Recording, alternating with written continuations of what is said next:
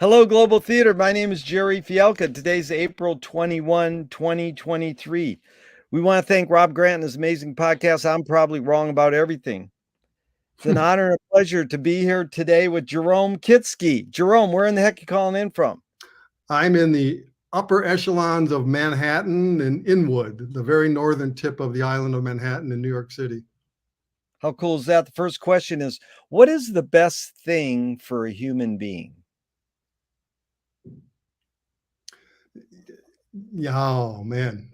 I think to keep aware of one's breath, keep aware of one's place, keep aware of love and Oh, that is, and accountability, actually. yeah, It's not all roses life, right? So we all fuck up, and I think it's great to admit it when you do. totally agree. Those are some heavy words. What's your favorite form of information? How it comes into you? Uh, Reading. Yeah. Did you grow up a reader? Did you grow up a reader because one, your parents told you to read, two, they did as an example, or on your own? Oh, it was on my own because, like many kids growing up in the 60s, late 50s, 60s, I didn't want to pay attention to what my parents had to say. I wanted to do things on my own. I love them and they were great parents, but I was a pretty much a rebel like many kids can be. So I didn't get into reading really until, it was in high school. And I had these great English teachers in high school. I still remember them, and I'm a composer because of one of them, frankly. And so I started reading in mid high school, late high school, and it's my favorite thing. I mean, that art form, the art form of writing, whether it be short stories or novels or poetry, that's one of the higher art forms in my noggin. So, and the music I ended up writing and still write is very affected by all the reading or the idea of the stories that can be found in combining words into them. Why do you think humans collect or gather information? Well, in a simple way, they want to feel comfortable, to have things, knowledge that helps them perhaps explain what's going on in the world around them. And I know that if I can understand a thing that might be vexing me, for instance, whether it's a situation, a person, uh, it's always a great comfort when I get a handle on what's causing that vexation or why is this thing happening. Um, so I think that in part, that's why people gather stories and gather information. Do you think this need or want to collect information is more innate or more invented?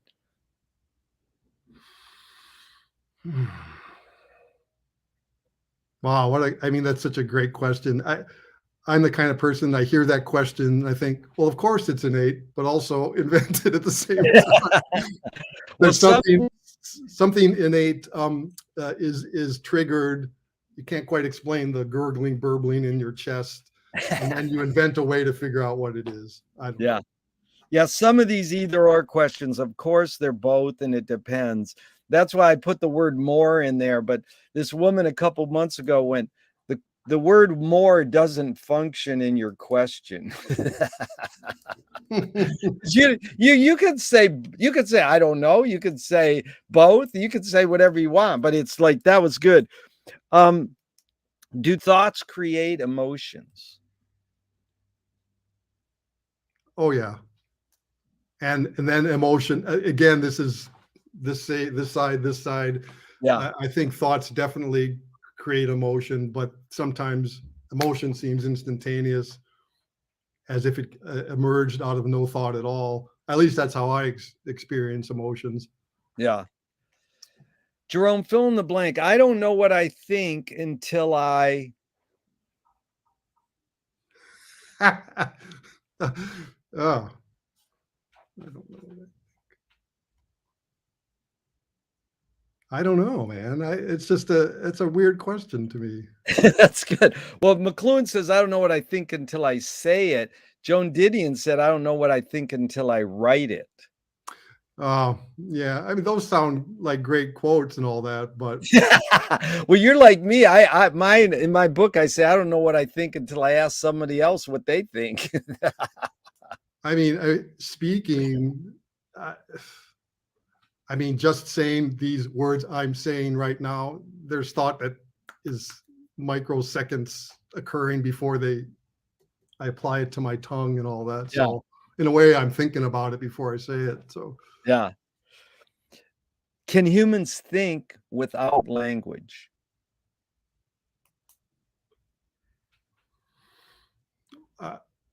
I don't know if there's any way to test that.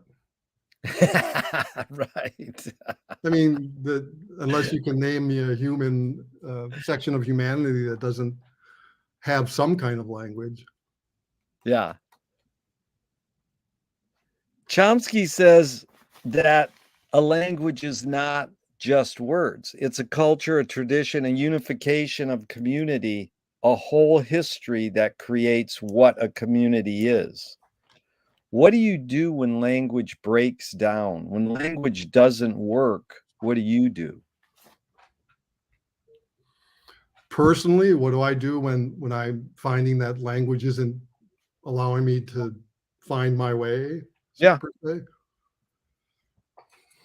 Um, I go into the woods. I go and be quiet somewhere. If it's a situation where something is happening with an immediacy that requires an action, but language is failing. I haven't encountered that yet. There's always some way to wiggle through that. But if I have time, I'd like to get away Yeah. from people.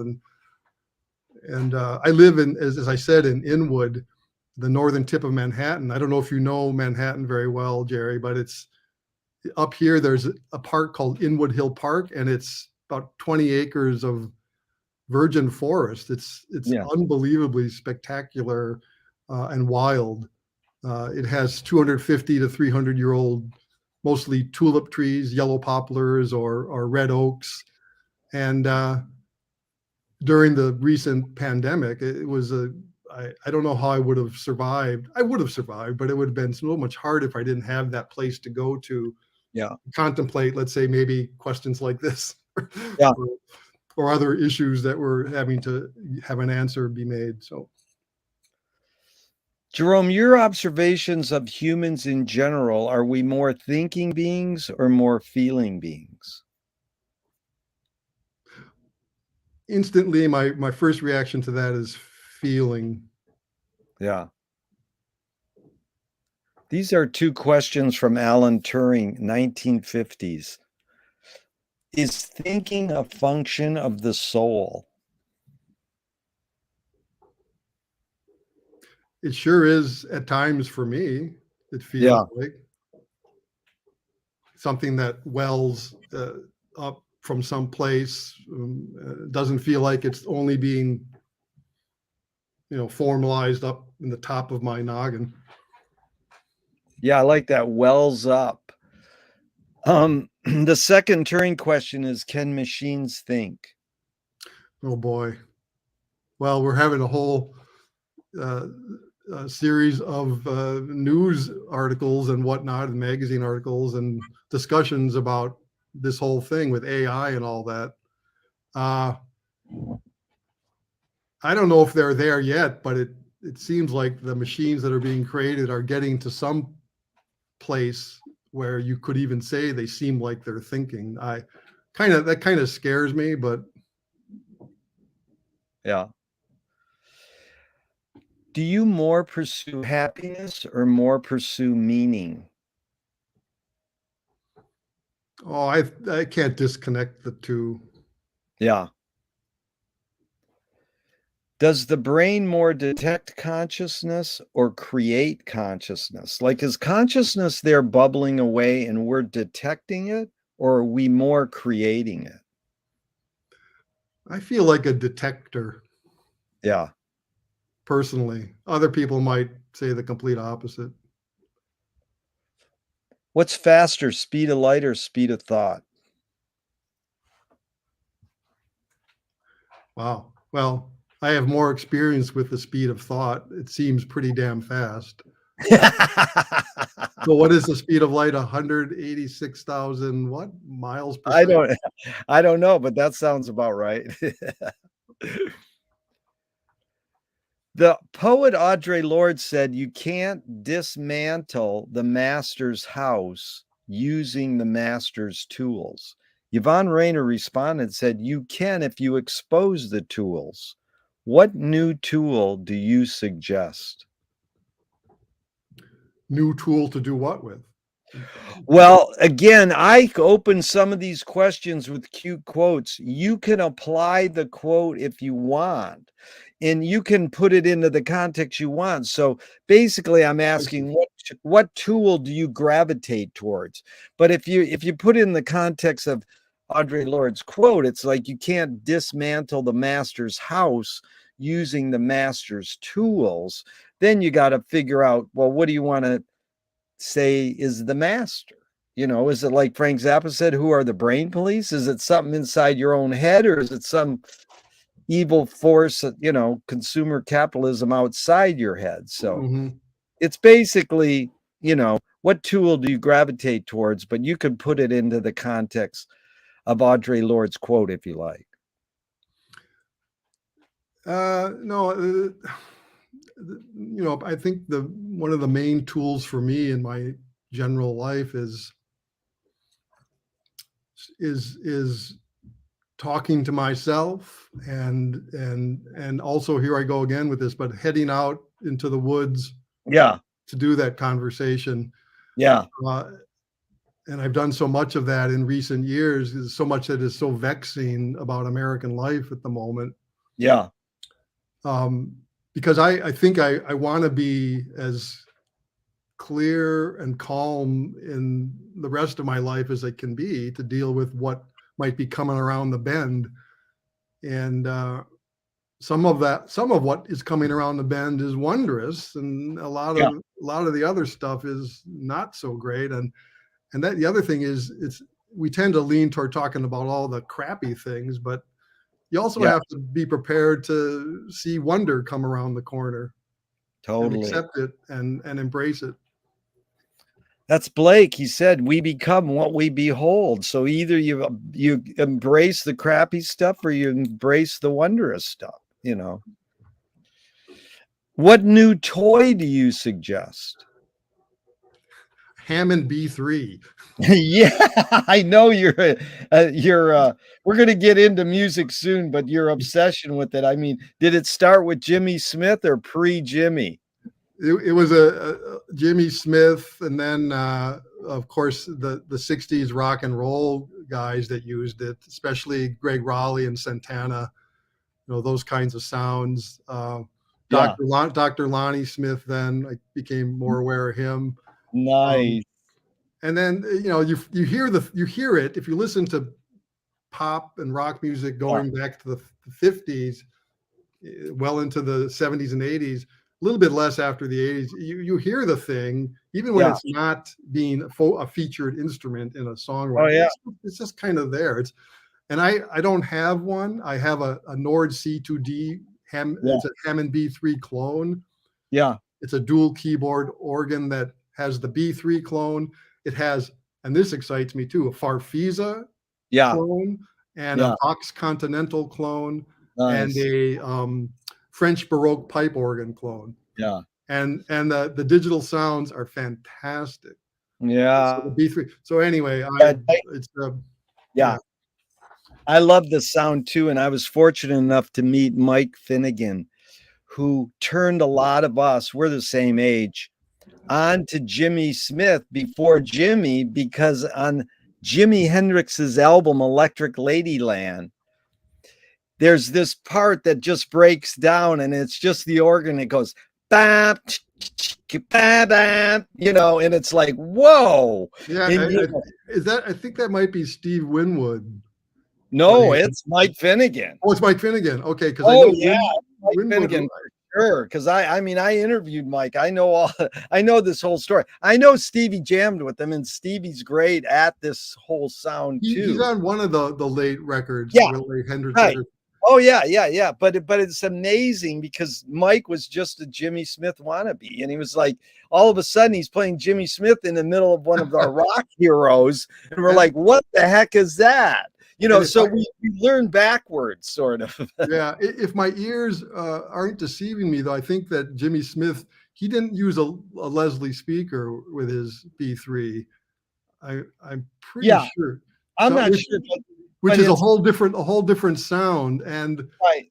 my instrument that I described, there's a switch you can flip. It turns the Leslie off, and then I was, oh yeah, that sounds like Yeah. Jimmy Smith.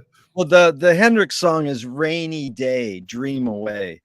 But anyway, onward, we're going to go a little more into philosophies and then go into music. So this is fun. What do you worry about when you go to bed at night? I don't. Good. McLuhan learned from Pound, the poet, that artists are the antenna of the race.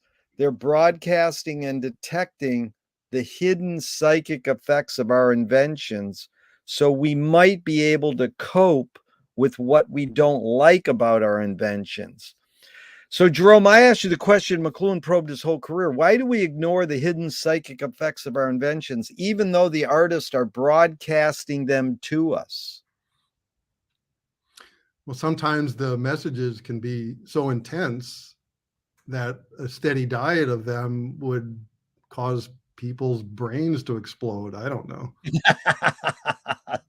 To explode, because I know you put a lot in your music, and I appreciate that. So, do artists have moral obligation? Of course.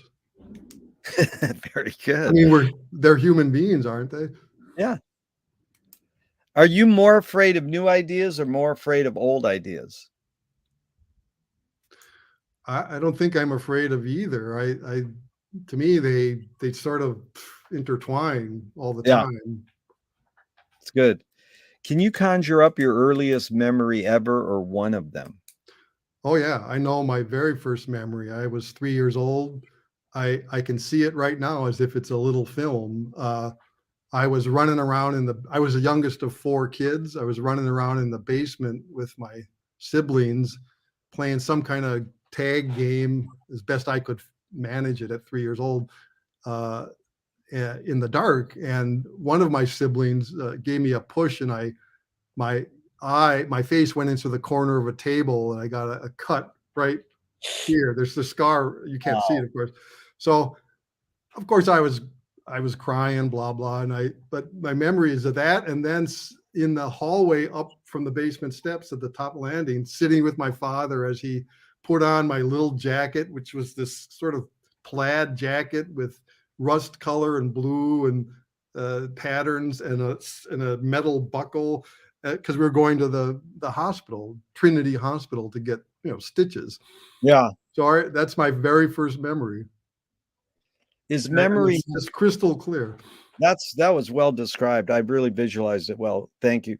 Is memory more a curse or more a blessing? Blessing. Tell me someone within your immediate family, then outside your immediate family, just briefly, who had an impact on you, kind of like a role model, and what specifically was that impact?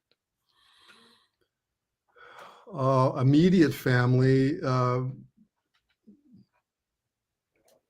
I mean, I'm hesitating because I was the youngest, as I said, so my parents and my three siblings above me all affected me greatly. But fairly typically, my dad was a major influence. He grew up in the Depression. He was a scientist.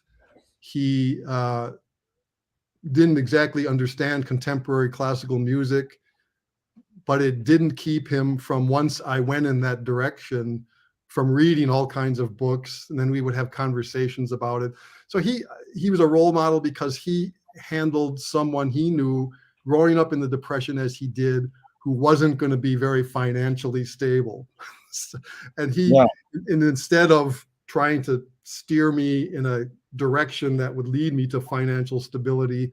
He took a big breath. I'm sure I visualized him taking a big breath and saying, okay, he seems to have some talent. I'm not going to press him on this, and let's see where he takes this musical thing. But I'll tell you a funny little side story about him.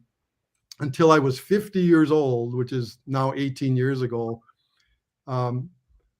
after I was in my mid 30s until I was 50, once a year, my father would pull me aside quietly and say, okay, Jerome, any graduate school? Because I didn't go to graduate school. I stopped after a BFA. He said, any graduate school you'd like to go to, I'll pay for it. No, he's still at home. Every year for 15 years, he did that.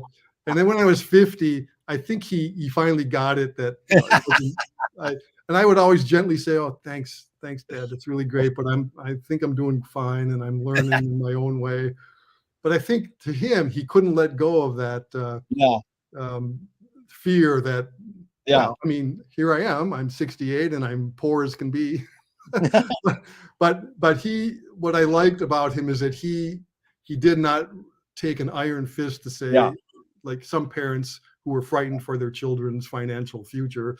You've got to, do the composing, but at least get a teaching degree, get, something like that. He never did that. And I admire him for that. And beautiful. Yeah. My dad, I'd say I'm cheap. And he goes, no, you're frugal. Yes. So outside your immediate family, same question. Boy, there's such a huge number, but because I'd have to say it was, and this goes to my high school days and the English teachers that I mentioned earlier in our conversation. In fact, I pulled this aside for some reason. I don't know why, but I don't know if this will show up, but that's me with a woman named Mary Johnson. She was my English teacher early in high school, and I'll just make this brief. She was so influential because I think I'm a composer, or I went into composition because of her, English teacher. We were reading John Steinbeck's book, The Pearl, a novella, and she said one day, well, I'd like to analyze this book in a different kind of way. I want some of you to write musical themes based on some of the human themes in the novella. And she went around the classroom talking to a few of the obvious suspects for such a project. And she came to my desk and she said, and Jerome, I'd like you to do this too, take part in this. And I was playing French horn badly in the high school band, and I was in rock and roll bands playing my Farfisa combo compact organ. So I had some musicality, but I never thought of writing music. She said, and I'd like you to do this too. And I remember looking at her and saying, what are you talking about? I don't write music. Kind of a wise ass tone. Right. And she paused and she looked at me and she said, just give it a try. She kind of went with her hand, give it a try. So being the cocky shit that I was, at 15, I said, well, all right, what is writing music? Okay, it's formulating, organizing sounds, rhythms into certain patterns that arc from here to here, or start here and go like this, or, so I just thought, I would try and do something. So I wrote 3 little piano pieces based on that novella, which I play to this day a lot whenever I'm near a keyboard, just to remind myself of how I started. So I did these little pieces, and there was a piano in our home, and I got the Panasonic reel-to-reel tape machine out, and I recorded them, and I didn't perform them live right away, but I played a recording of them for the class. They were pretty good. And they got a good reaction, and I thought, oh, gee, this is a new fire under my ass. Nice. What am I going to do about that? So anyway, I love her. She's deceased now. She died not long after the photo I showed you was taken. And I may have become a musician or a composer anyway, although I don't know that because I certainly wasn't thinking about it. And she just pushed me in a direction I didn't know that going down would benefit me by doing so. Yeah, So that's yeah, a she beautiful was story. outside my family. She was really important to me. That's a beautiful story. Did your parents raise you a particular religion? Loosey goosey Catholic. I like those two words. Do you pray? That's personal. That I I get. mean, I like that. I like the idea of what's his name? Oh shit! Every breath a prayer. Who's that guy that said that? Man, Every breath a prayer. I don't know, but I'll look it up. Um, Thomas. Thomas Merton? Oh, No. is it him? Well, anyway, there's I'll, the I'll old fart brain failing me. we'll look it up. If God does exist, what would you like God to say to you after you die? Uh, Thanks for coming. Nice. Do evil people exist, or does evil use people as a vehicle?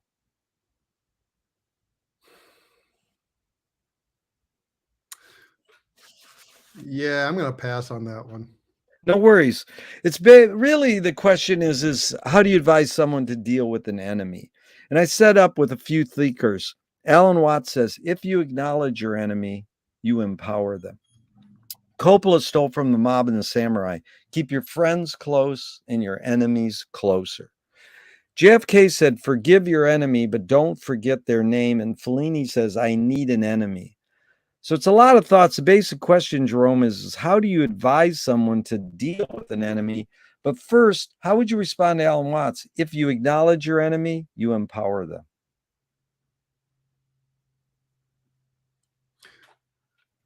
I think that's probably true, but if you didn't acknowledge them, um, I don't think it would matter. Yeah.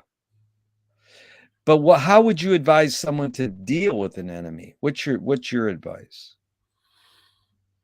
Well, at times, I find myself thinking, deal with that entity or that person in the same way you would deal with someone you love, Exactly. um, with a kind of openness to trying to suss out what the hell is going on. I mean, sometimes, Jerry, of course, there are situations that are so quick and immediate. If you're facing someone who wants to kill you, you don't Yeah. have much time to do what I just said. But if you have time, I like to think of seeing the whole picture, sussing out that and dealing with that entity as if it's someone that you love. Yeah. That's Ram Dass said, I'm having a real hard time loving George Bush. It's like fill in the blank. I'm having a real hard time loving Putin. Yeah. Well, right. Yeah, there are certain cases where you think, my goodness, how can you ever get within that in any way Yeah. that allows you to understand it?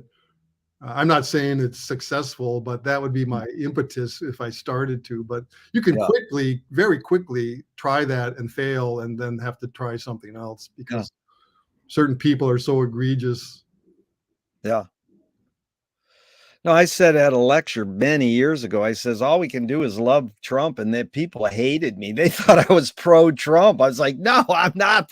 But it's like, what can you do? Anyways, James Joyce was the first projectionist in Dublin 100 years ago. He basically checked out. He said, this is stupid. Why should I go inside a building and see a movie of a tree when I can go outside and see a real tree? Years later, Faulkner said sometimes the best fiction is more true than journalism. Why do we have to recreate things in order to get them? Why do we have to go to a theatrical play of people acting out life? Why don't we just live life? Oh, what's the question? Why do we have to go to a theatrical play of people acting out life? Why don't we just live life? Yeah. Um, of course, I am a great believer in truth being stranger than fiction, Yeah. uh, either in a terrifying way or in a very gratifying way. Um, and I love the idea. When I go out into the woods or go out into my park, I often will sit and I'll just watch people and watch the vegetation, watch the bird life. I can get as much satisfaction out of that as going to a play.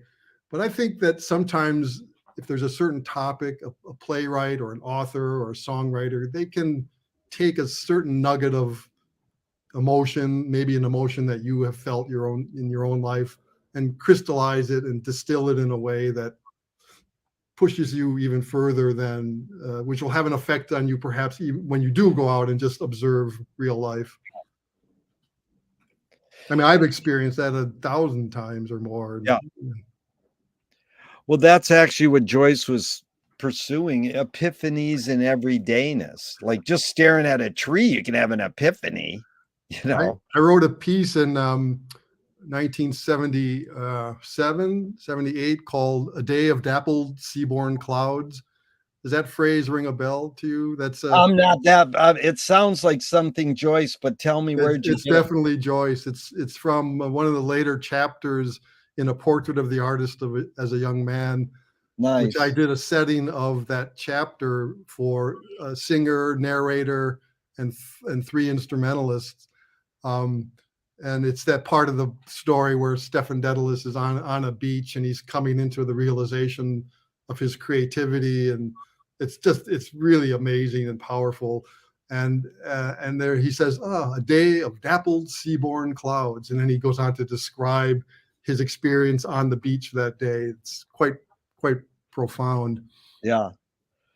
I'm really impressed with a lot of the source, like Ferlinghetti, Joyce, these literature people that you delve into, Herman Hesse. I'm like super impressed and love it. But the next question is sort of covered well in your Tribeca music interview. So I don't want to regurgitate something you've already said so well. And I do recommend people go to the TNM interview with you. But it's basically, you you articulated so well. It's like, where's the tipping point in your life when you decided to be a composer and that's your calling? But I'm interested in the tipping point where you decided that it is a graphic design kind of exercise as well as being something you execute with musical instruments, that there's also this thing called a score, and someone's got to draw the score. Because I love this quote by Captain Beefheart. I'm not sure if you're familiar, right? Yeah, if you're not familiar with Captain Beefheart's music, he said, Yeah. he says, I whistled before I talked. Sheet music is like little black ants crawling across white paper. They don't even move. It's so slow, so far away from the flash that you're visual. I mean, Frank Zappa was into this too. He's visualizing black ink on white paper. Yeah. What? And I'm curious your tipping point where, that your English teacher story was great, but where's this tipping point where you must have some sort of sense of art in graphic design, and then it crossed over into putting ink on white paper?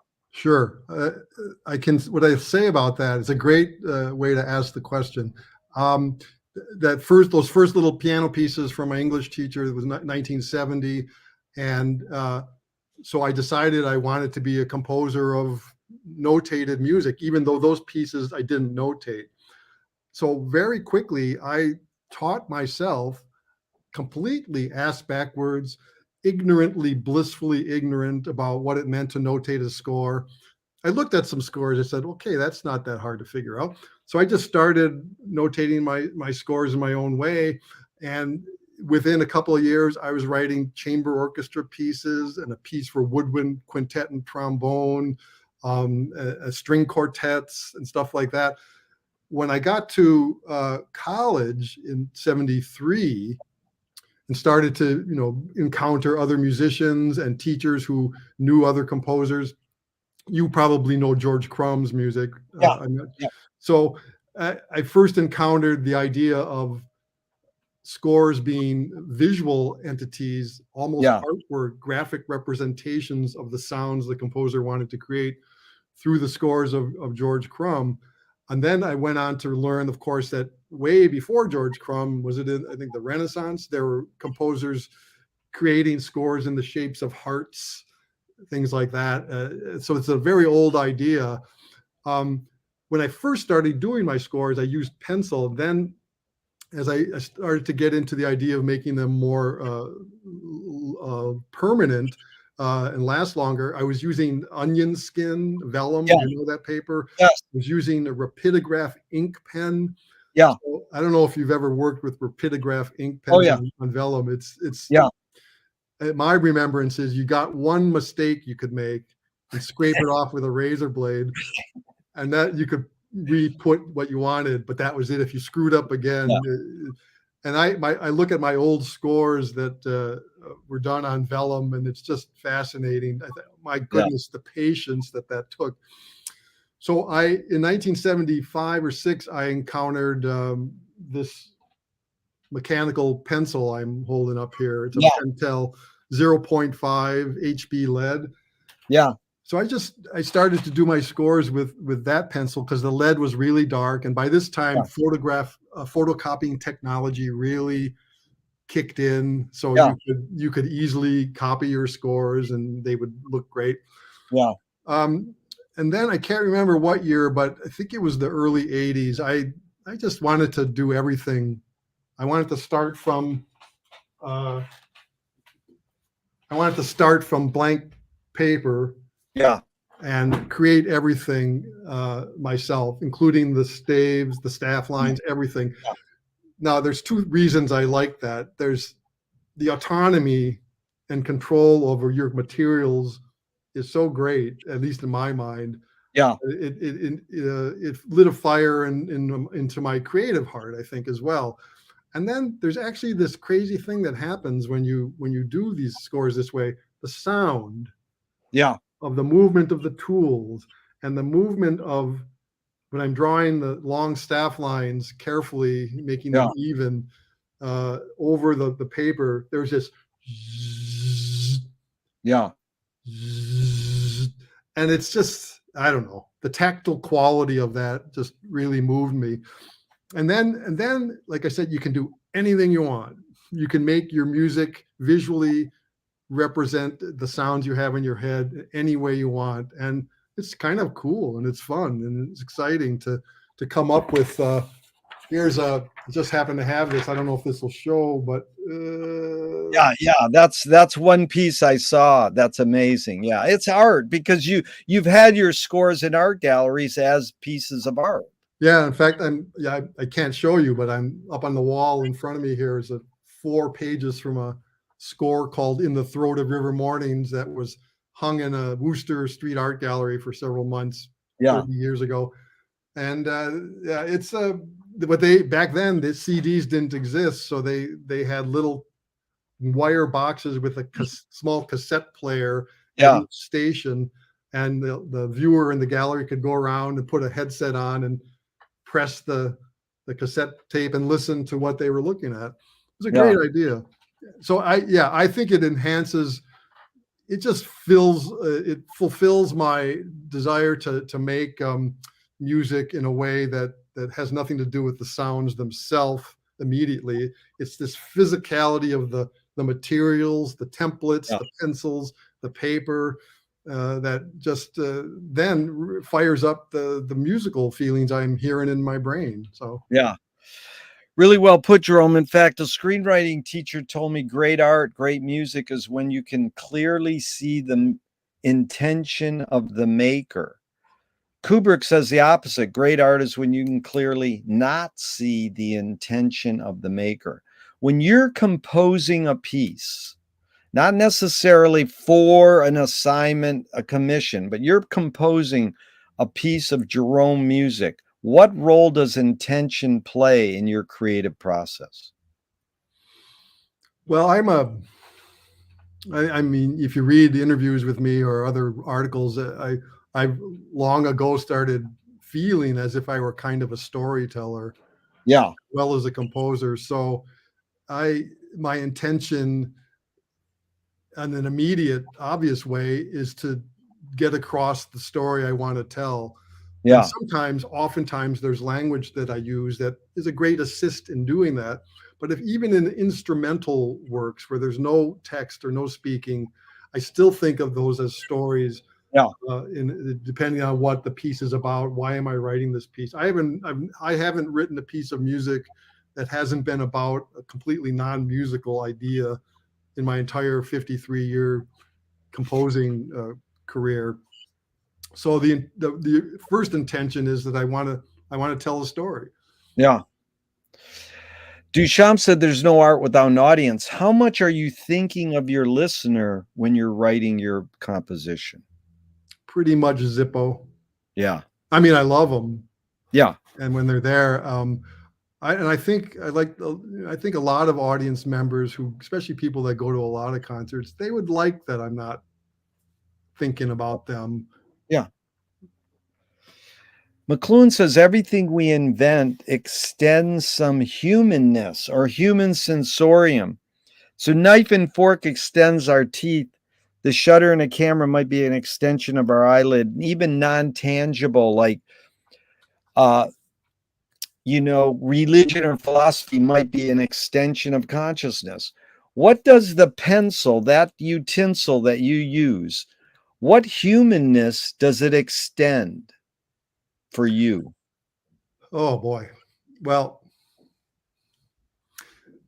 I mean, there are times when I actually feel this as a physical sensation where I'm into a page, and if I'm working on a piece of paper that has that's maybe 17 by 11, and there's a lot of material, a lot of notes. It's a passage of music that has a lot of notes in it.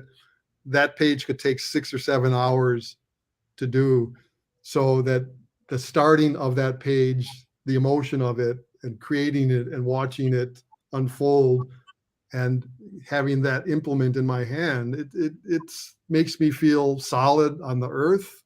It makes me feel like I'm hopefully succeeding at telling the story I want to tell.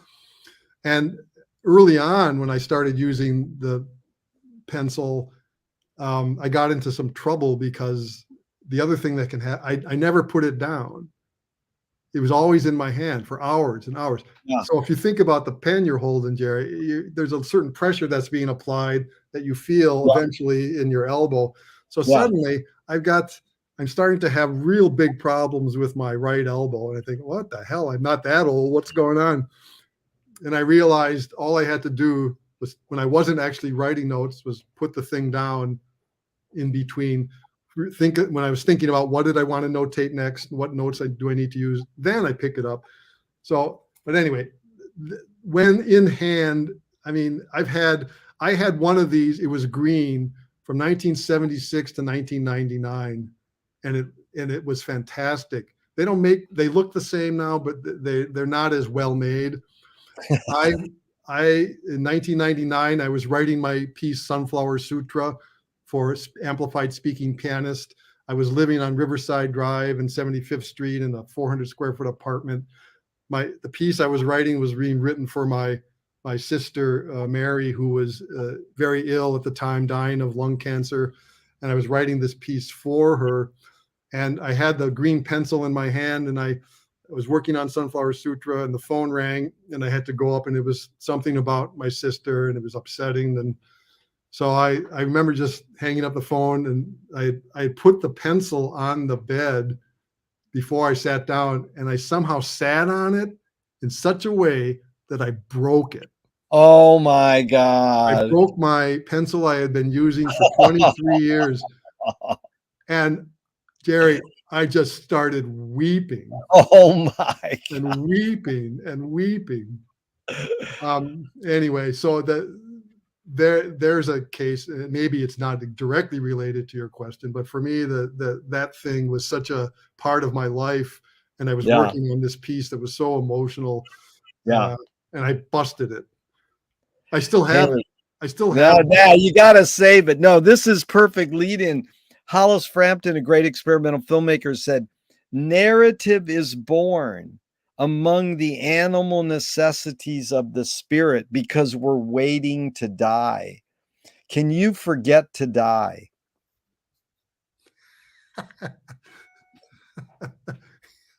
uh, uh,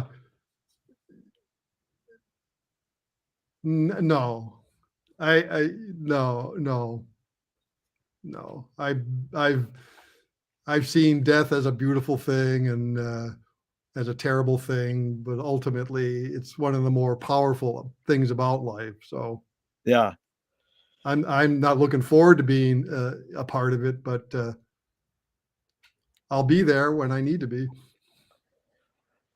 Well, we're going to get into music, but one more question. You brought up the word truth earlier, and Louis Buñuel says, I'm for anyone who seeks the truth, but I part ways when they claim they found it. And most people go, oh, yeah, I agree with that. And one person challenges, no, that's bullshit. If I'm going to seek something, it's because I want to find it. So the cliche goes, the journey's more important than the destination. Why do we have to name or seek a destination if the journey's more important? Yeah, I mean that quote, the journey destination quote, always bugged me. Yeah. I mean, I think that just sounds like a cleverly made up notion. Yeah. I mean, isn't it obvious that they're both a part of Yeah. the deal? Yep. Yeah, you're quite the comprehensivist, man. You see the big picture. It's pretty amazing. And I'm curious and getting into music. What's the function of music?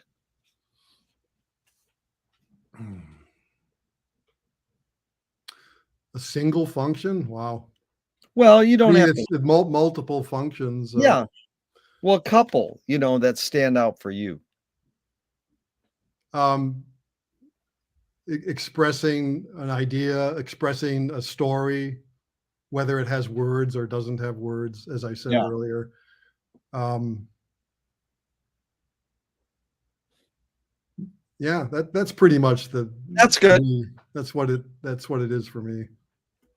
Aaron Copland says the four elements or ingredients of music are melody, harmony, rhythm, and tone color. First of all, how do you explain what is tone color in layperson's terms? Just a normal person, what would you say tone color is? Well, you can talk about tone color in terms of a single instrument playing. Let's use a clarinet, a B flat clarinet. That instrument as a singular playing solo player, playing entity can have many different tone colors based on the ability of the player, very mellifluously soft and delicate to incredibly piercing and high. Then the other element, and you can have the same conversation about every single instrument. A good player can make any instrument do a wide variety of things that you might attach to every single human emotion that we've ever thought about.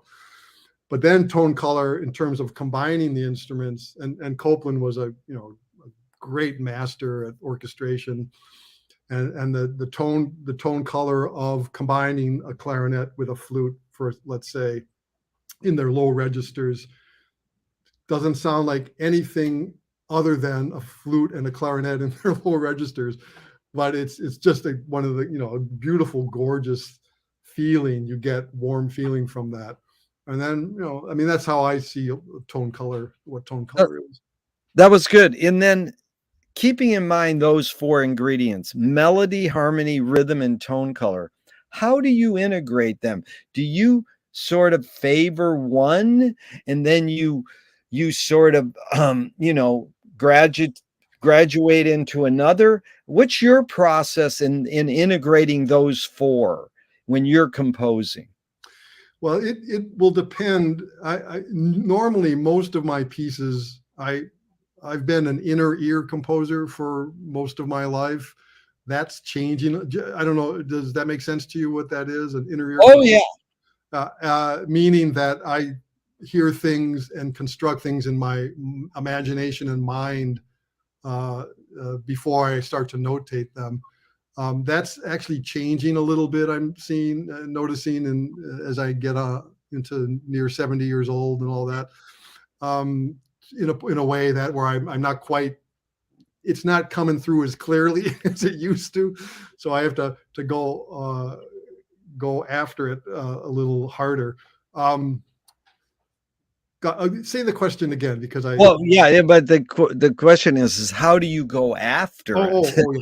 How do you go after Well, that? it will depend on the piece in a way. For instance, I listened to it for some reason. I felt like listening to it today. My 30-year-old 1993 piece for piano and 4 drum sets and a bass drum called the Pahasapa Give Back.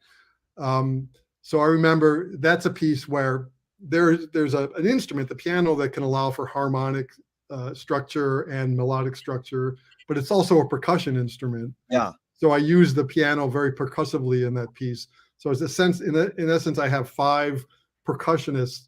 So that piece, I think I maybe started more rhythmically in my mind. That's how I was seeing it in my mind's eye. But then if I'm doing a large, orchestral choral piece or an orchestral piece, I like I said, I just imagine things. I imagine things musically only after, and this is just me, and it doesn't matter how anyone else does it.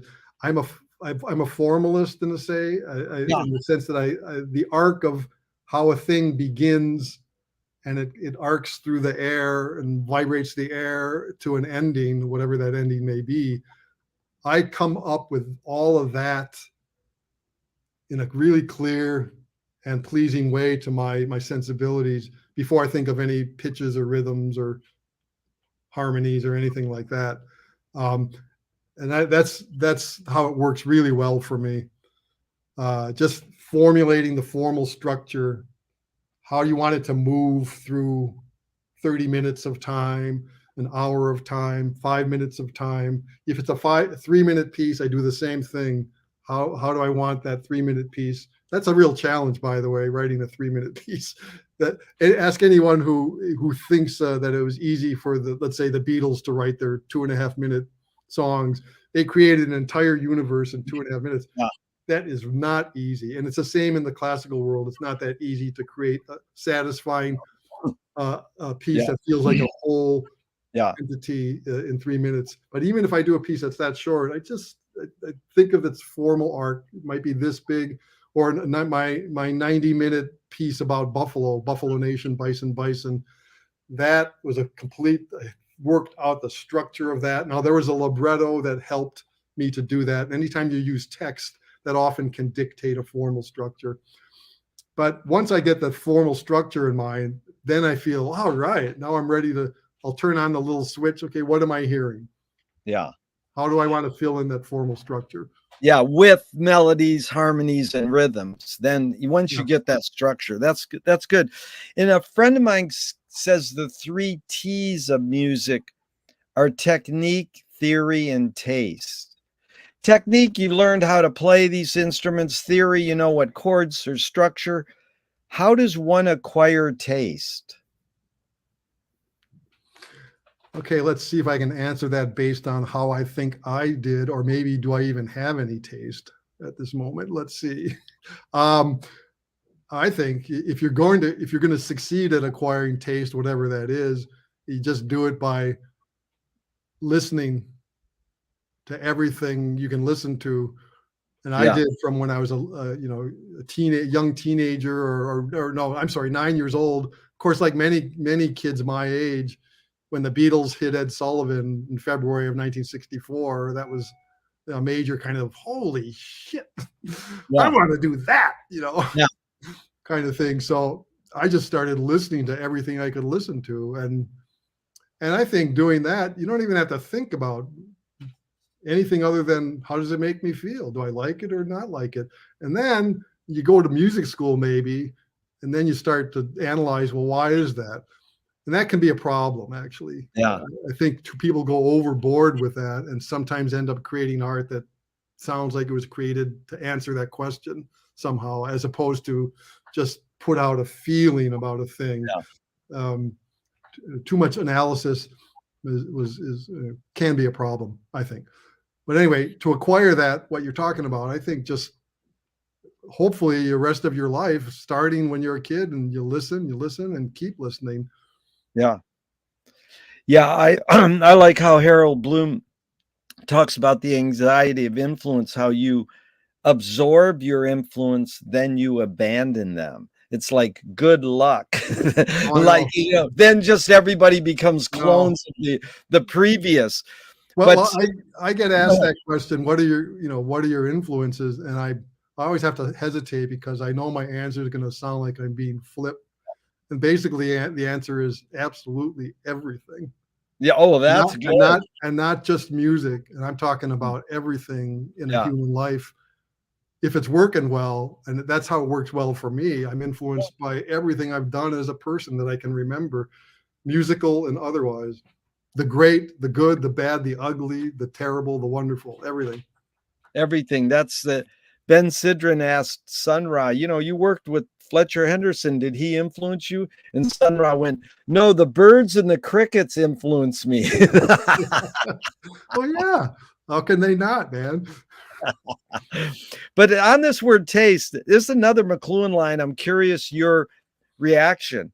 He said, song is slowed down speech. The reason cultures have different musical taste is ultimately connected to language difference.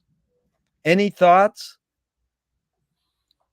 And I'll read it again. I'll read it again if you want. No, that's okay.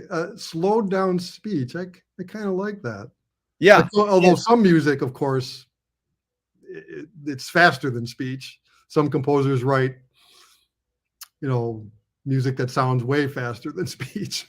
Like one person we brought up earlier was Conlon Nancaro. It's like boogie woogie on 45 speed. But there's two things going. Song is slowed down speech. The reason cultures have different musical taste is ultimately connected to language difference. Different musical taste. That's interesting. The use of that's in his quote, the use of the word that's taste. In his quote. So some people, I'm not saying agree or disagree with it. I'm just saying it's interesting because I develop a taste for Brazilian music, and I don't speak their language, but it communicates something to me. Or the tuba throat singers, I found out eventually that's transcendental music to me, but I found out they sing about three things: their horses, snow, and their boots. Yeah. Well, the music that really makes in a most wonderful way, the hair stand up on the back of my neck is the Northern Plains Native American music. Yeah. Especially the Lakota music I'm more familiar with. Yeah. If you ever get a chance to be around a really good drum in person, I don't know. And they're, the words to the songs, whether they're sacred or secular, are beautiful, but super simple and about a lot of the same kinds of things. But when you hear them do the music really well, it's man. It's just, You mean you don't have to know what the words mean to get the music, or to be moved by it. Yeah. I always like to find out what the words are because I'm a word-oriented person. But and so I guess it happens sometimes where you have that experience and you then find out what the words are and you think, "Whoa, man, I didn't. Why did I feel that way about a song about I don't know this thing?" But that's pretty rare. Yeah. Well, what's more fundamental, music or language? I can't separate them. I just to give one the status over the other. Tell me an instrumental that makes you laugh. Oh, hmm. Wow, why am I having this? Should be easy. Oh, well, I don't even know who wrote the music. And again, I tie this into a thing in my own personal life. When my mother was dying of dementia, through the early part of in 2010, 2011, 2012, there was a year where in her illness where she was on the cusp of realizing that the person she knew herself to be was disappearing and into this other place, and it made her really mad. So she was angry a lot. And later it was the year of, I called it the year of yelling. She seemed to yell for a whole year. Yeah. But during the year of yelling, there was this piece that was the theme song for Curb Your Enthusiasm. Do you know that Larry David show? Yeah. The original version of that show. Yeah. Where anytime that music came on, she'd hear it, she'd start doing this. Yeah. And it just cracked me up. So the music was funny to me. That's good. But her reaction to it and the fact that it was causing her a little pleasure in a time of life that was really horrible also stands out. So that's what popped into my head when you asked that. That was great. You answered it well. I appreciate that. Thelonious Monk said there are no wrong notes. Any comment? Well, there are in my world. And then even in my own music, if someone plays a wrong note, but everything else that's going on is going really well, then that note wasn't wrong. It was part of a greater good thing that was happening. Yeah. Because in notated music, by nature, by implication, you set up these chords and these melodies, and if someone plays wrong notes, you'll notice it, or it won't be bringing out the feeling you were going for necessarily. It's like James Brown. People don't know when he did this with his hand, that means someone just hit a wrong note and they're fined $5. Yeah. I love that. I love that, man. But my friend Duggo says that Monk heard all the notes Charlie Parker heard, but only decided to play some of them. That's funny. And so this is the issue Miles brings up. Miles Davis talks about the space between notes. How do you navigate silence and dynamics in your music? How do you know when to play and when not to play? Well, are you talking about as a composer or? Yeah. I meant that to say that as a composer, how do you compose keeping silence and dynamics? With a lot of consideration, because that very thing is probably as important or equally important to my feelings about formal structure and the arc of the structure. The use of silence and can be devastatingly powerful. Yeah. So it's just a matter of figuring that out and trying things out and knowing why you want it and what the reasons are and why you want silences, and then to try and implement it. It doesn't always work. Yeah. Like Thelonious Monk also said, silence is the loudest sound in the universe. But I'm curious, in the LA Free Press, they interviewed Frank Zappa in '69, and he brought up Pauline Oliveros' work with sound above the audible and below, creating a mass. And here's what Frank said: not that it created a mass, it created something audible. It produced a some indifference tone, which happened to be located within the audible frequency range. By combining something so high you couldn't hear it and something so low you couldn't hear it, it yields something in the middle you could hear. Whether or not you liked what you heard in the middle is another question. The concept is brilliant. So can you talk about that some indifference tone, or that, something so high and so low? Yeah, that conceptually that doesn't really apply to how I've ever thought about what I do. Yeah, So I'd be forcing an answer on that one. no worries. Ben Ratliff is a music writer, and he said sound, as it is main long function among jazz players, as a mystical term of art, as in every musician finally needs a sound, a full and sensible embodiment of their artistic personality, such that it can be heard at best in a single note. So, like me and you could hear Miles and go, oh, that's Miles, in a couple notes. And he described it. Ben said his sound was fragile and pointed. Says, like Coltrane is slightly undercooked and urgent. If a music writer was writing about Jerome's sound, what two words would you feel that person got me?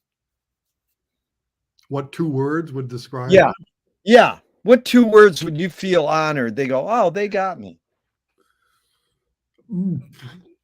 Um,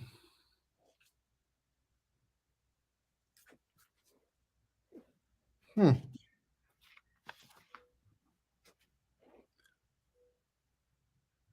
Well, it's more like three words. I Oh, get that's it. all right. That's I all get right. it. Oh, I get it. Well, if I'm doing what I usually do, trying to tell a story, make a comment about something political, Yeah. and if the listener gets it, that makes me happy. That makes you happy. That's beautiful. Leonard Cohen says the only way you can sell a concert is to put yourself at risk. And if you don't do that, people know. What role does risk playing in your composing, your creative process composing? Well, a lot less in the actual process of creating the score, as we talked about by hand and whatnot, but certainly a new piece. I never thought about it as risk because I just, the way I do things, the way I think of a project, I'm pretty certain it's going to work. Yeah. Because it's carefully considered in its own wild kind of way. But there's always the little bit of a thing. I mean, Lisa Carr, I've worked with her a lot, and we just did not that long ago, a big premiere of a piece called "I Am Waiting," when she was the featured singer and actor in it, using Ferlinghetti poems. And I knew, based on how I did the score, that it would work. The uncertainty is sometimes, are the players going to get what you want? Yeah. And are they going to give it enough time to make the thing breathe and work? But usually the idea of things being a risk don't occur to me. I mean, you might be taking a risk if you ask some players who I mean, a lot of my music requires instrumentalists to speak and talk and make vocal sounds. So anytime I go to a situation where a group is preparing a piece of mine and I don't know who the group is, that's risky because you can, at times you can encounter people who just aren't very good at, all they can do is play their clarinet really well. But if you ask them to go, hey, they freak out. They can't do it. They go, that probably looks pretty weird on screen, but there it is. Yeah, we got to give a shout out to Lisa for introducing us. Thank you so much. Jerome, what does courage mean to you now?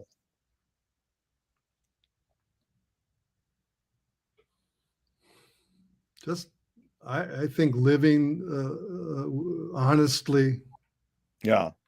And on all levels, the large political levels down to the smallest personal levels. Well, this is a Marcel Proust question. On what occasion do you lie?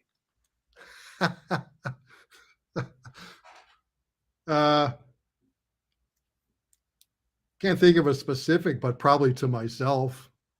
Whoa, I get that answer. Yeah, Tom Waite says, I didn't know I needed an occasion. What's more important, conviction or compromise? Again, I mean, to me, I can't help but see the two as having equal weight. Yeah. Contextually, it's just not going to be one or the other as being more. It just can't be. Just depends on the context. Yeah. You've accomplished a lot. How do you rate these 3 items? Luck, skill, and ambition. What played the biggest role, second and third?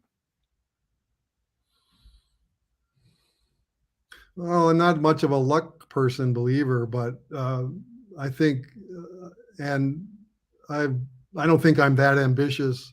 I think it's the skill that probably did the most, because my thought always was I wanted, wherever I got in my life as a musician, I wanted it to be as much about, in fact, mostly, if not entirely, about the music itself. Yeah. And not anything I may say about it or other people may say about it or any hyperbole or anything. If the piece really works well, that's what matters. And most of my pieces have, and I've written some clunkers like everybody, but you know, I didn't know it was going to be a clunker. Yeah. I believe in what I do pretty strongly. T.S. Eliot said poetry is outing your inner dialogue. What language is your inner dialogue in?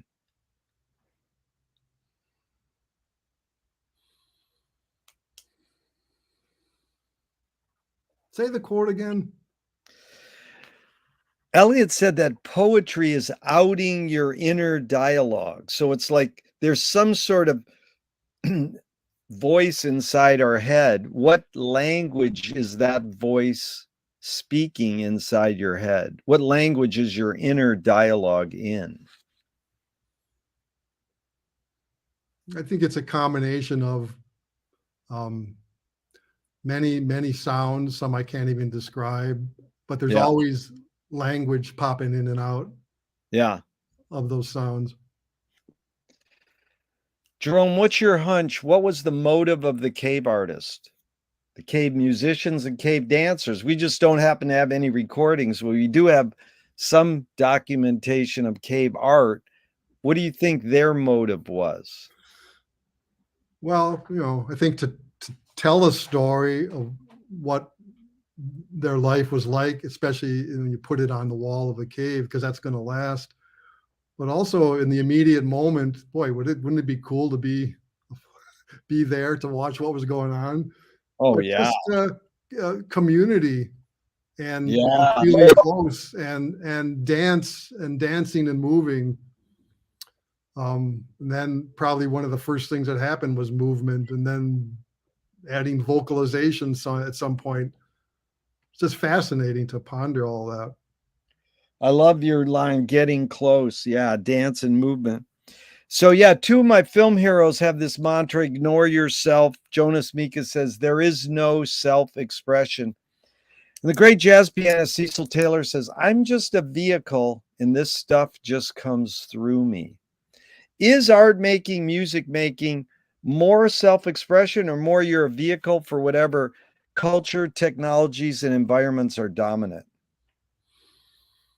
Well, I think for me, it's more along the self-expression side of things, because I'm usually wanting to express feelings I'm having about something going on in our world politically or my own personal life. So in that way, me being self-expressive about a war I'm against or a sibling who's dying, trying to tell those kinds of stories and express those feelings about those situations are paramount. Can art making, music making be egoless? It doesn't seem so to me. Completely egoless? No, I don't I can't imagine how. Is perception reality? Yes, and then no, and then yes. No. Good. Sounds like a piece of music. In fact, I'm curious. Lewis Carroll said, I believe as many as 6 impossible things before breakfast. Have you believed in any impossible things lately?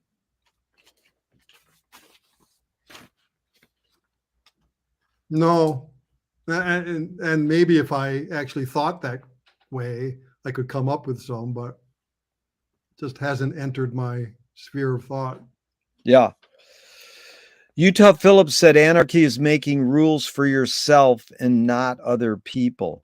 Who's entitled to make the rules? I mean, it seems that rules emerge out of circumstance, the ongoing flow of circumstance. Yeah. So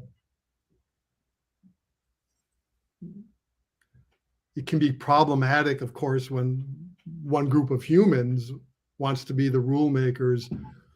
But I think the ones that are doing that well, they're doing it because they've seen how circumstances have moved in such a way where it becomes perhaps a good thing to have some guidelines.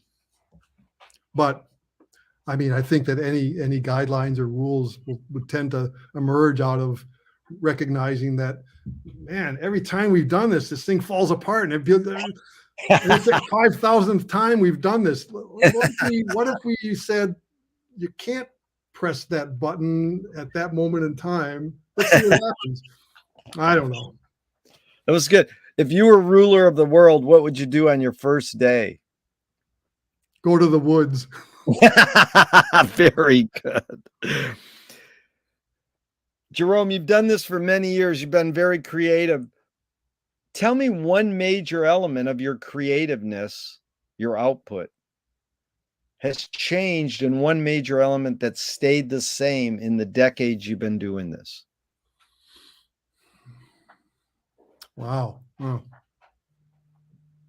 Well, the thing that stayed the same is to unfailingly honor, because I'm been an inner ear composer, to unfailingly honor and trust what I'm hearing in my head. Yeah. So that's stayed the same. I think some of my very early pieces, once I got into music school, I had a certain harmonic language that I don't use anymore. I was never a serialist. I didn't write serial music, but I wrote music that could sound at times like, there's dissonance there that sounds like it's there to be there, as opposed to needing to be there. The mark of a young, inexperienced musical thinker, but there wasn't much of that. I don't know. Mary Johnson, that English teacher, she lit that fire under my butt, and I just took off into some. I'm not saying the music was all great or anything, but it was not bad for someone who didn't know what the hell they were doing. So I think some of my musical language has changed, but in a way, I still believe just using whatever is necessary at the moment. Yeah. And whether that sounds like something from 100 years ago or something that's never been heard before, that's what I really loved about the freedom of being a composer, especially creating the scores on from blank pages. Just I could do anything I wanted. Yeah. And I did. That's it. It's making something out of nothing. Yeah. Wow. It's amazing. Okay, so Moshe Feldenkrais works with healing and movement. He says it's literally possible to identify a weakness and incorporate it to become a strength, rather than we're normally taught to overcome a weakness. Tell me a weakness you turned into a strength. Ooh, wow, man. Huh.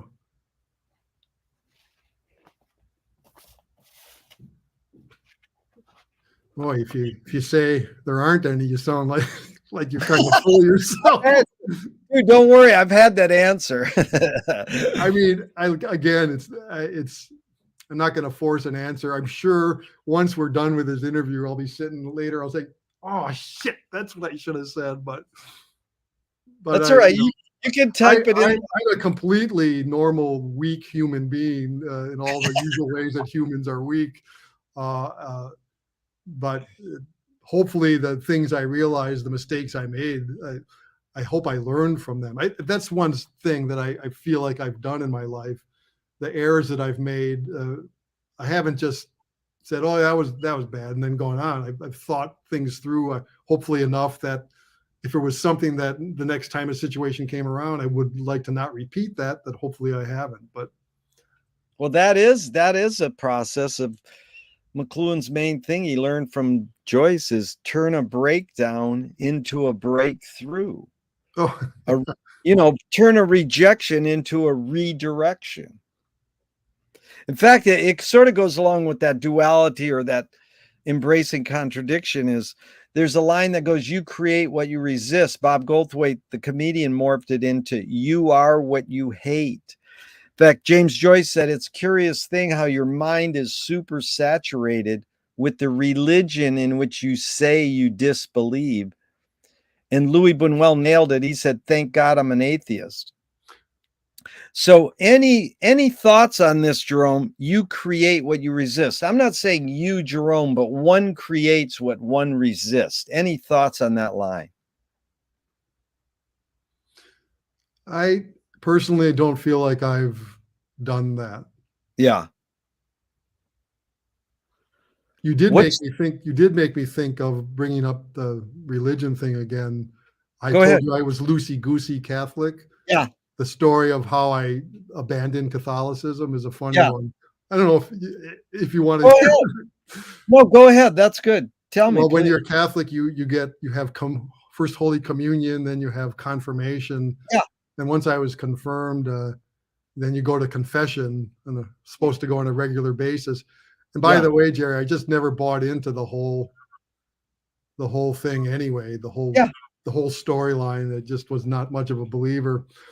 But anyway, and I was very skeptical of the whole enterprise, frankly. Yeah. So one Saturday I go to confession and I'm the first one there. And the confessionals were these small booths. And I felt so bad for the priests who had to squish themselves in there for 8 hours at a time and listen to all this stuff. Yeah. So we had the priest that was coming to do this confession. He was rather corpulent. I think he was the guy we called Father Individual because he used the word individual or individuality, all its various forms of that word, at least 35 to 40 times in every sermon or homily he gave. But anyway, I go into the confessional before he gets there. I'm the first one there. And I could hear him coming. And then when he gets in, I could see that it was him.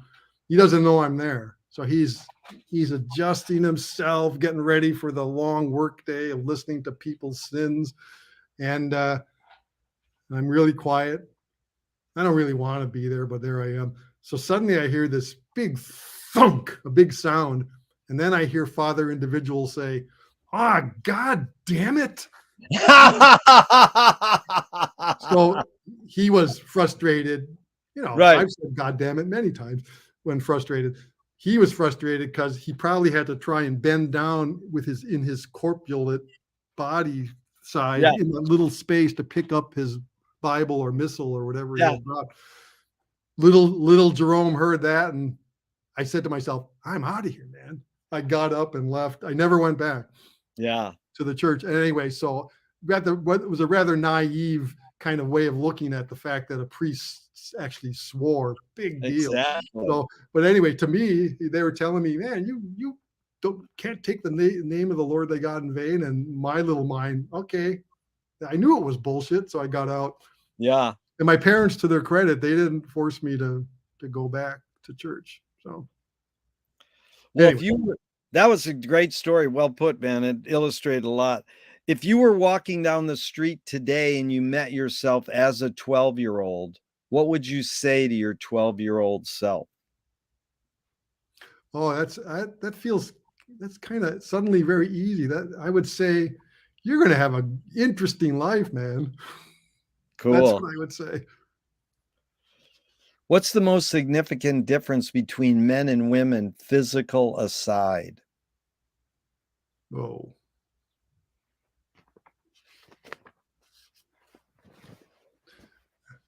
Consideration of a thing stands out to me. And the manner in which that thing is considered, the speed or the tempo, I should say, not the speed, but the tempo with which a thing is considered. That's an observation that I've made. Yeah.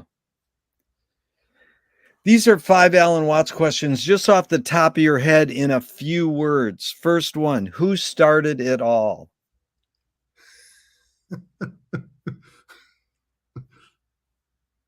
I don't know. 2, are we going to make it? For a ways longer, yeah, but no. No.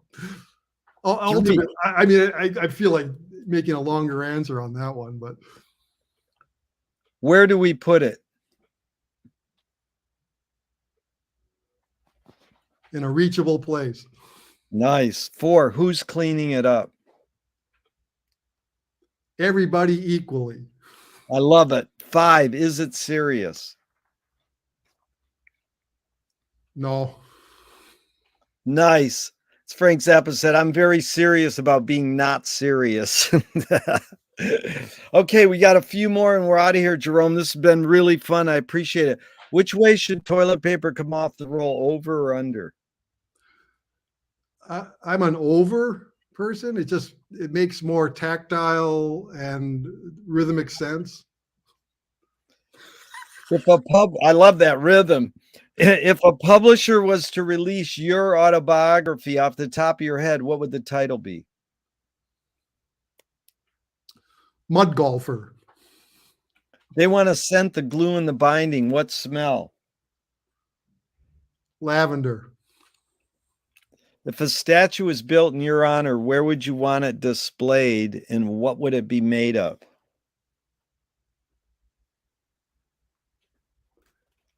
Some dissolving material at the bottom of the Mississippi River. Nice. Tell me something good you never had and you never want. Ooh, wow, that's a hard one, man. It's good, you never had it, but you never want it.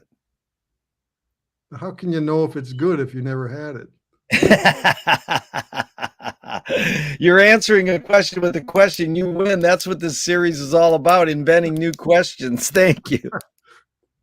Now, I'll tell you the answer I get the most is fame, money, and heroin. Heroin? Oh, boy. Yes. If you were in a vat of vomit up to your neck and someone threw a bag of shit at your face, what would you do?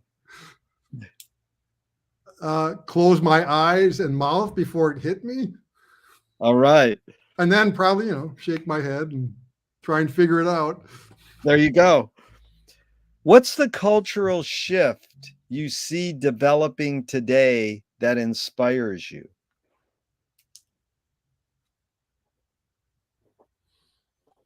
Man.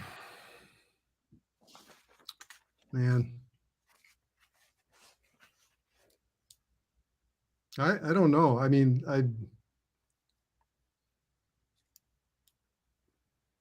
it's not a shift per se, but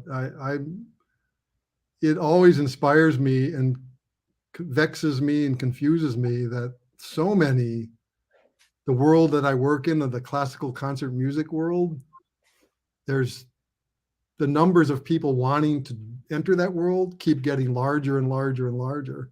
Yeah. It's a wonderful, crazy, inexplicable thing. Yep. Jerome, how is composing music shaped your behavior? It's sort of like what Anthony Burgess said.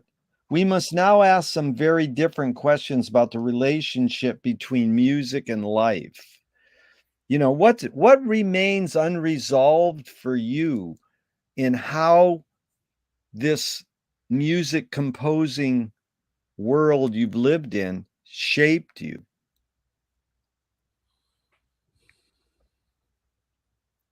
Hmm. I don't know that if I live to be 90 and I'm still composing, I might have a better way to answer that. Right You now, mean you're just doing it? You don't worry about it. no, yeah, I don't worry about it. I did get, I did start to think about as I approached 70, what's going to happen to all this physical stuff, all the scores and all that. And then I got that answered. I got archived at NYU, which is Nice. You fantastic. mean And you mean you went to them and asked them, or did they ask well, you? I had heard about a program they had called something with downtown composers, and I just had heard about it at a time through a friend at a time where I was wondering, well, man, all these scores, all this stuff, all these papers, they're going to end up like most things in life in a dumpster somewhere. And even if you're archived somewhere, there's some dumpster down the road probably waiting for you too. But as time goes on, but so I made a inquiry, and the people I made an inquiry to they knew who I was, and they were excited. I said, "Whoa, yeah, we'd love to have you be a part of this." So it was a fascinating process, That is so cool. That's exactly and what we're it's ongoing too. It's yeah. I can submit new materials every year, once a year, and until I croak. It's amazing, and we're currently making a movie about archiving, and you think of all the people who don't really think about it, and then they just expect their loved ones and their friends to take care of it, Yeah, and that's a big burden to people, and that's what does happen, and then it's a hard to find an archive always. So I was worried about what would happen to the stuff. With someone in my family, I have no children, and I have lots of nieces and nephews, but I didn't want them to have to. yeah, It's a mountain of material. yeah, So when the NYU archivists came here, they took away my life at that time in 22 different big boxes. yeah. My past composer life. They were Jerry. They were wearing white gloves. It was so cool. They handled everything with white gloves. Where I was before they got here, I was just throwing it around. So, and then here's the thing. I had two experiences with a truck departing in my presence in recent years. One of them was about this archiving thing.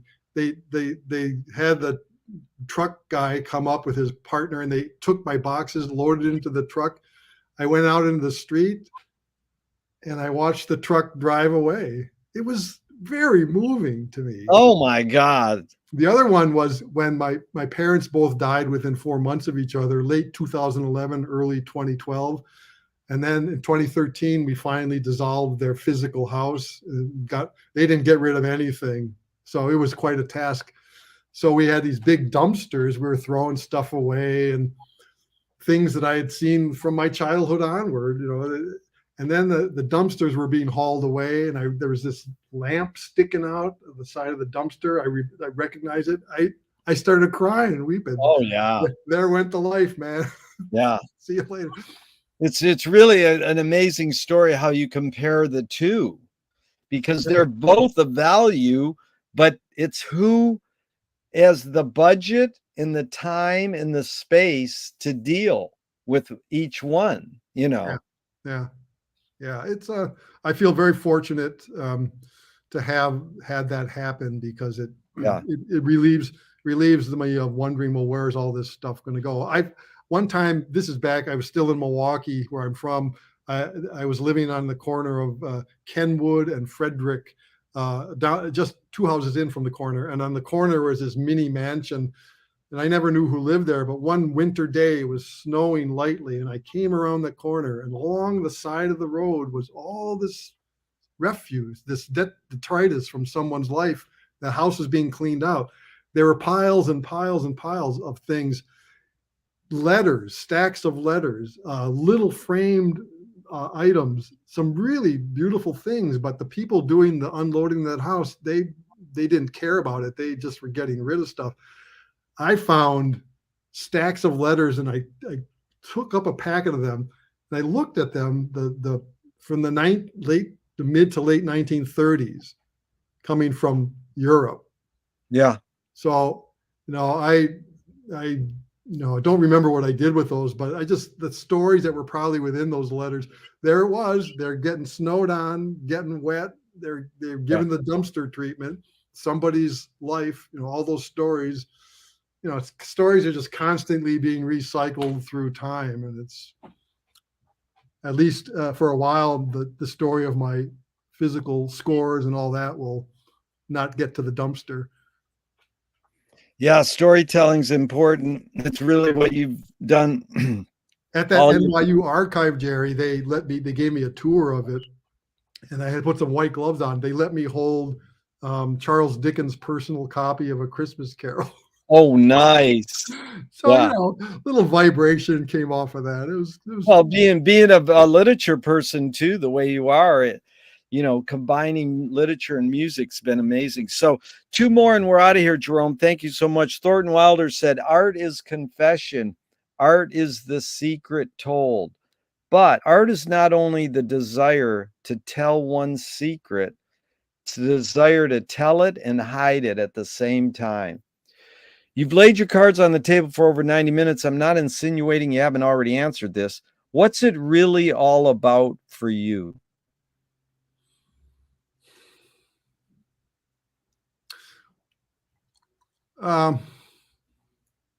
Again, it goes back for me to just tell a tale. Yeah.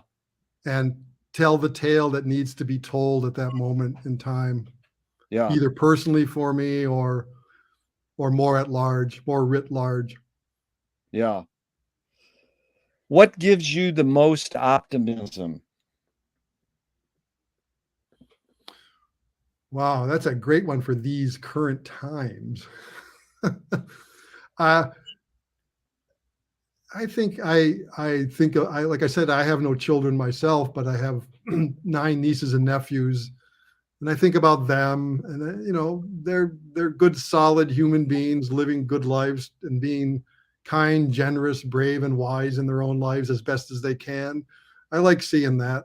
If they pass that stuff along to their own kids, that will be very helpful, because we need a lot of that.